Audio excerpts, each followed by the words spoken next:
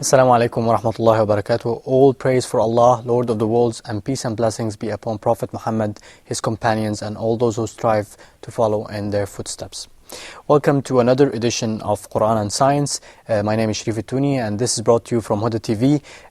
In today's edition, we'll be discussing about the day and night, and for this we have with us Professor of Geology at many Arab and international universities, Professor Zaghlul Al-Nagar. Hello and welcome to the show, sir. We have with us also my dear guests, Zabihullah Karim and Abdurrahman Ismail. Assalamu alaikum. Okay, at the beginning, before we move into a further explanation of day and night and the scientific notations behind this, we'll move to a verse or ayah from Surah Al-An'am, and we'll return back, so stay tuned.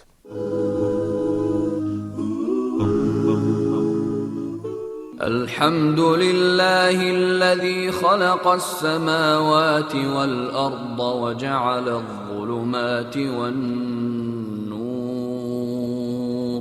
ثم الذين كفروا بربهم يعدلون. All praise is for God, who created the heavens and the earth, and made the darkness and the light. Yet the disbelievers ascribe equals to their Lord.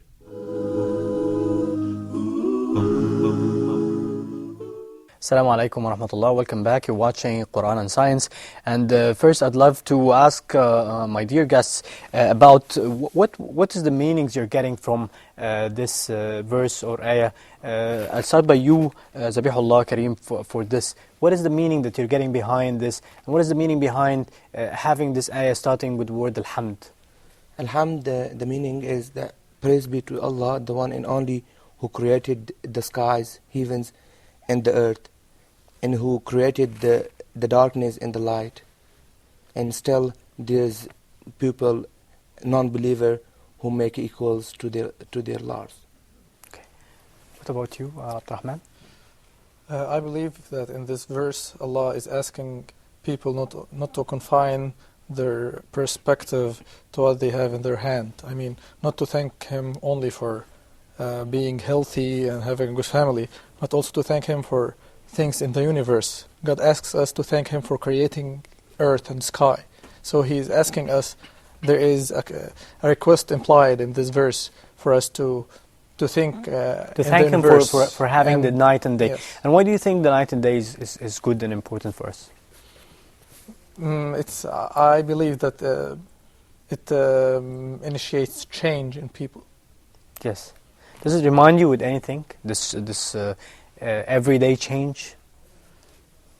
People do not have to stand still. They have to never to stand still. They have to work harder and move from a step to another.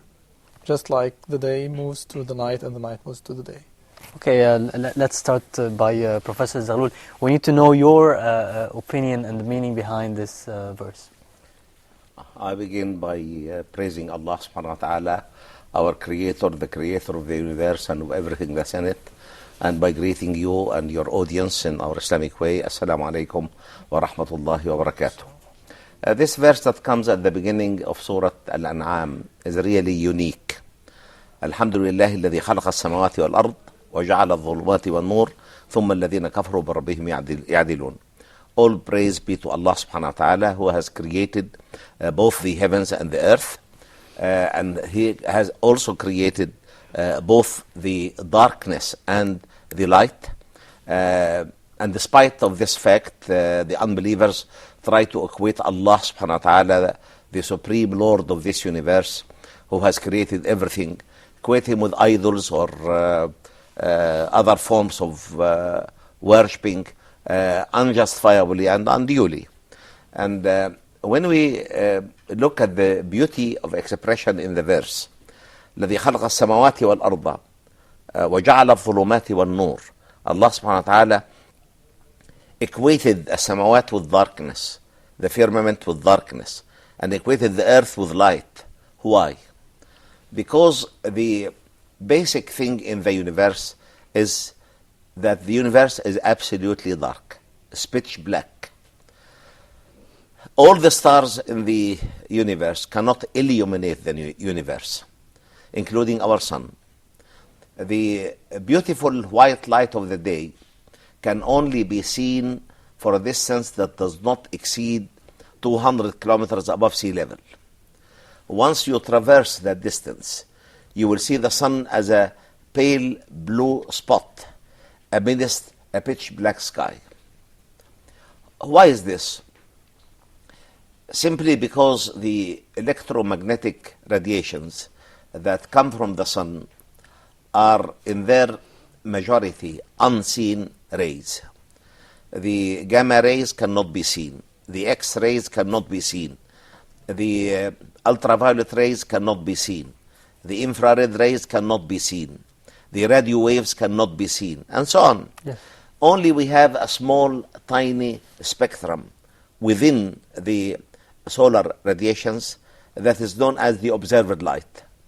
And this observed light emanates from the sun by different magnetic wavelengths. And if these wavelengths are scattered, they even cannot be seen. When they enter the lower atmosphere, they become multiply reflected and refracted by dust particles in the lower atmosphere, by gas molecules in the atmosphere, by water vapor in the atmosphere. And this mixes these different electromagnetic waves together to give that beautiful white light of the day, which is a great mercy from Allah subhanahu wa ta'ala and a great bounty from Allah subhanahu wa ta'ala. So the mercy comes from that the rays are not directed to Earth, it comes from the reflections and the refractions. No, it does not come directly to Earth. It comes to Earth, but if it comes as separate wavelengths, they cannot be seen. Yes. And we have a simple experiment in physical laboratories. If you have a disk on top of which you have colored the spectra of the twilight, the red, the orange, the yellow, the green, the blue, yes. The indigo, and the violet. And you spin that disk very rapidly, it will give you a white light. If the spinning lowers, you lower the speed, you get seeing this spectra one after the other. Mm-hmm. And this is the combination that brings the out the white combination light. that brings this white light, you see. So without this, the alternation of day and night, the alternation of darkness and illumination, life would have been virtually impossible. Why? Because none of the living beings on the earth, plants, animals, or humans, can live 24 hours under light or 24 hours under the darkness. Green plants need the white light, and they need the darkness at night. The human body has got certain functions that are activated in light and other functions that are activated in the darkness. Yes. Mm-hmm. So without the alternation of day and night, without the alternation of darkness and illumination, life would have virtually been impossible. And because the main aspect of the firmament is blackness, is darkness, Allah has tailored this verse in that beautiful way. Alhamdulillah, الذي خلق السماوات والأرض وجعل الظلمات والنور. So darkness refers to the sky, and the light refers to the earth. And why do you think Zulumat is at the beginning before An-Nur? Dark and then the light? Because you see, when the universe was created, initially it was dark. Yeah, okay, so this is the first phase of darkness. Yes, and still this darkness is maintained in the universe, you see. Mm-hmm. Yes, if you leave this 200 kilometers above sea level from the earth, you'll go into absolute darkness. Yes. And that's why really it's a wonder really that a book revealed more than 14 centuries ago would spell out this fact that precisely and that beautifully from the scientific point of view, although it came here in the context of testifying to the might, knowledge and wisdom of the Creator, to testify to the oneness of the Creator without parallels, partners or similars, and to exalt the Creator above all His creation. Okay, and at the beginning, at the time of the creation, there was the darkness phase at the beginning, and it took us like 30 million years to have this change of night and day? No, you see, the originality of darkness in the universe is an established fact. The universe started by absolute darkness. When the earth was created, it was illuminated during daytime by the sun rays and illuminated at night time by the impact of cosmic particles, which we call the aurora phenomenon, now seen only at the two poles, called aurora. And by the mercy of Allah subhanahu wa ta'ala, Allah has sheltered the earth by several protective layers that keep us away from these cosmic radiations. And that's why we get the darkness of the night and we get the brightness of the day. Without this alternation, life on the surface of that planet would virtually have been impossible. Yes, and this is now a continuing everyday thing that will go to, mashallah, the night and day, benefiting human beings. Yes, until Allah orders this universe to be destroyed, and everything will of course be crushed. Okay, we'll go for a very short break and return back to have more questions from our dear guests. So stay tuned, and we'll be back with more about the night and day with Professor Zaghlul Al-Nakar. العظيم الذي لا إله إلا هو الحي القيوم وأتوب إليه أستغفر الله العظيم الذي لا إله إلا هو الحي القيوم وأتوب إليه.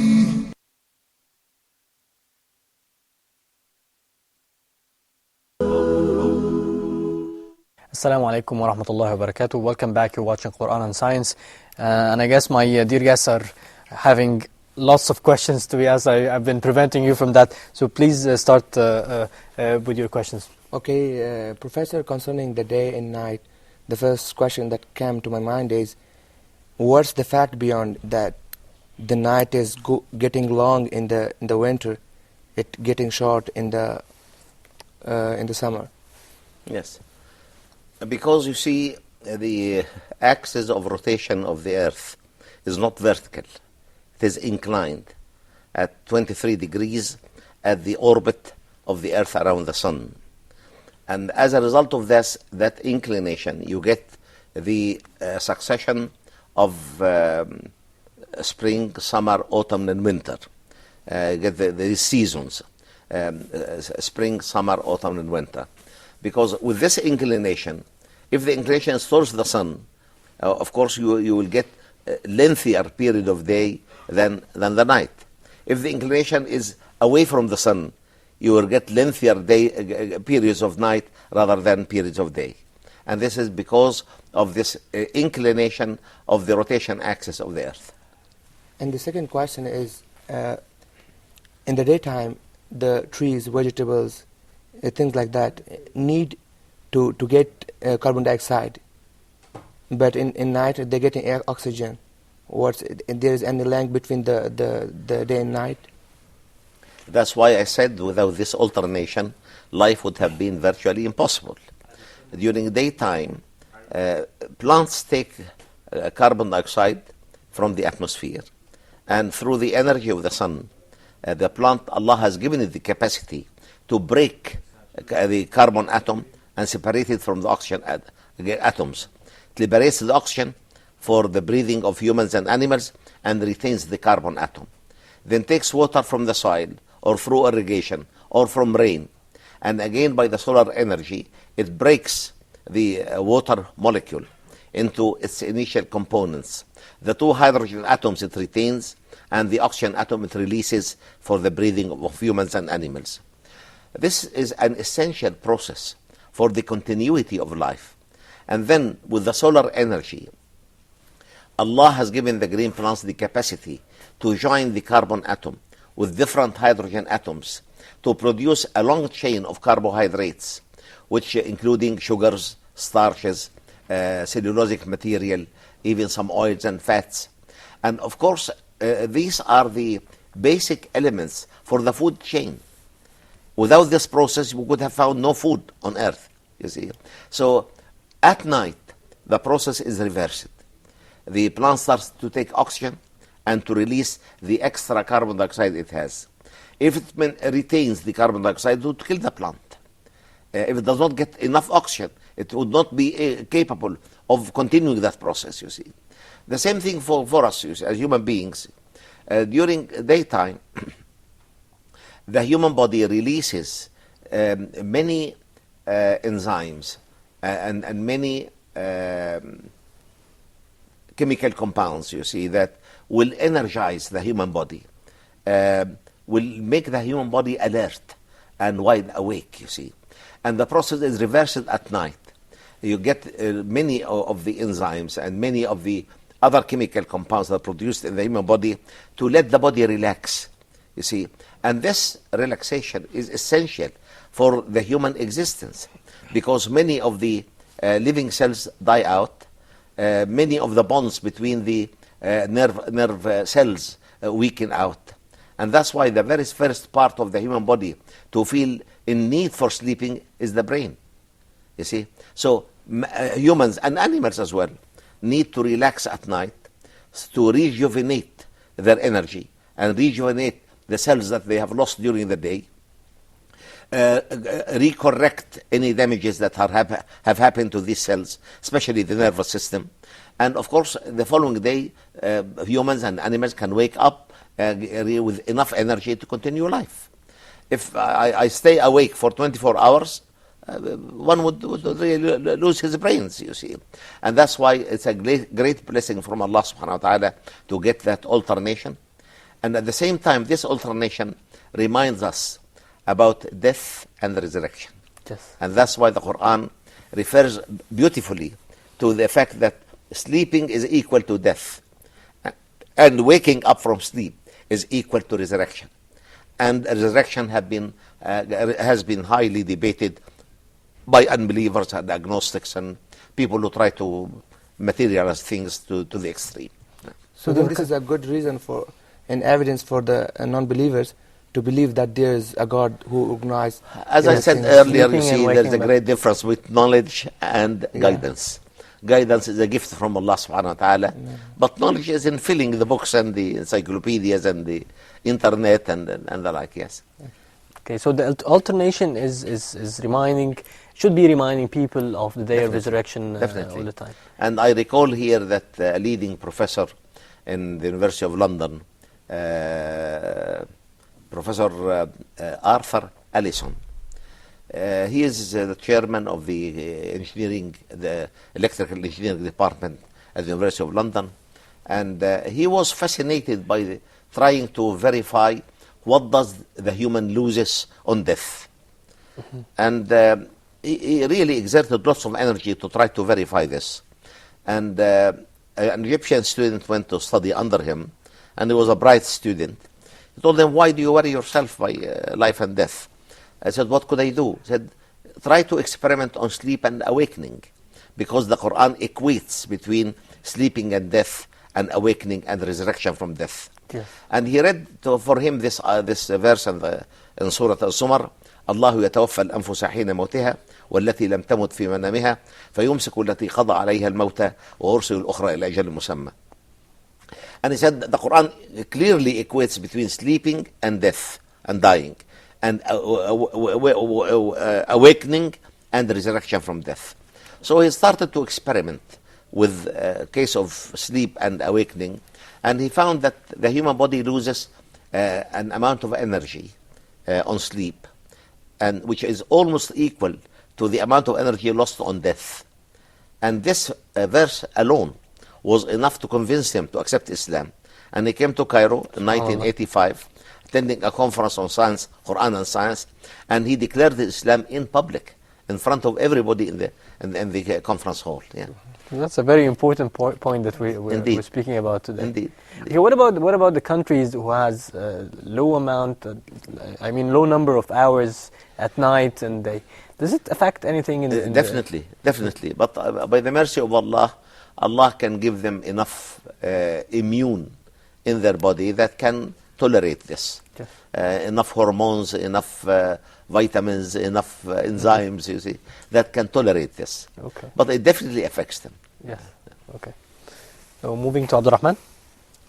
As we see in the verse started by saying that Allah has created earth and sky, Yes. and has made darkness and light. Yes. Is there a scientific connotation between made and created?